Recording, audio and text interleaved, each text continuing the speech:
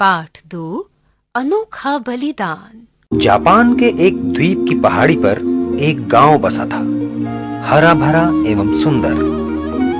वहां से समुद्र तट अधिक दूर न था। उस गांव के सभी लोग किसान थे। एक बूढ़ा किसान हेमागुची भी उसी गांव में रहता था। उसके बेटों की शादी हो चुकी थी। घर पोते पोतियों की शरारतों और किलकारियों से गूंजता रहता था। एक दिन धूप खिली हुई थी, फसल पक चुकी थी, किसान प्रसन्न थे, उन्हें अधिक काम भी नहीं था। अचानक समुद्र में ऊंची ऊंची लहरें उठने लगी, मानो उछल उछल कर नाच दिखा रही हो। ऊंचाई से गांव वालों ने यह अद्भुत दृश्य देखा।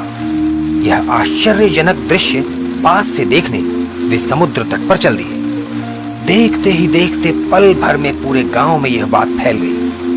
सारे गांव वाले समुद्र के किनारे जमा हो गए। तभी हेमागुची मंदिर से पूजा कर निकला तो उसे गांव की गलियां सुनसान सी लगी।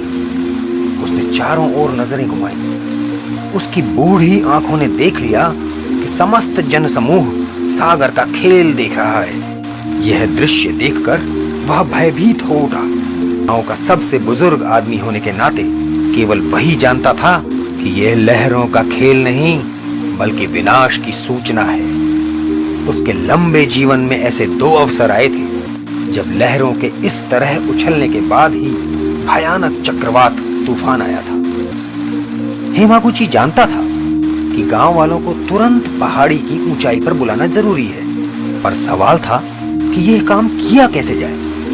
वृद्धावस्था की वजह से वह इतनी जल्दी नीचे नहीं जा सकता था।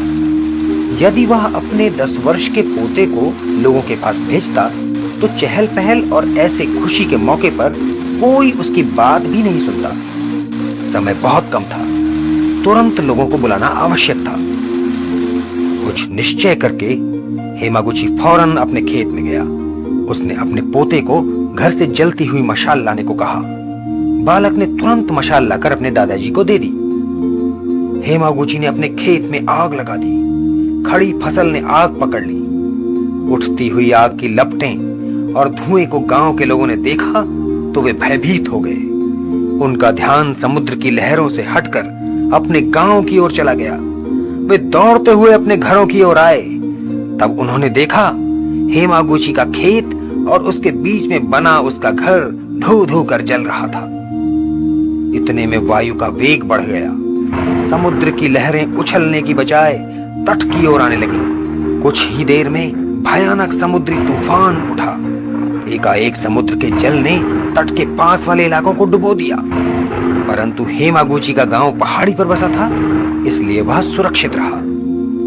गांव के लोगों को अब यह समझ में आया, यदि वे समुद्र तट पर ही होते तो डूब गए होते। उन्हें बचाने के लिए ही हेमागुची ने अपने खेतों में आग लगाई थी। इस हादसे में हेमागुची भी झुलस गया। उसने अपना बलिदान दिया, अपने घर को आग, सबके घरों को बचा लिया। हेमागुची जीवित, किंतु जापान के लोगों के मन आज भी बसा हुआ। सभी आदर और श्रद्धा से उसको याद करते हैं।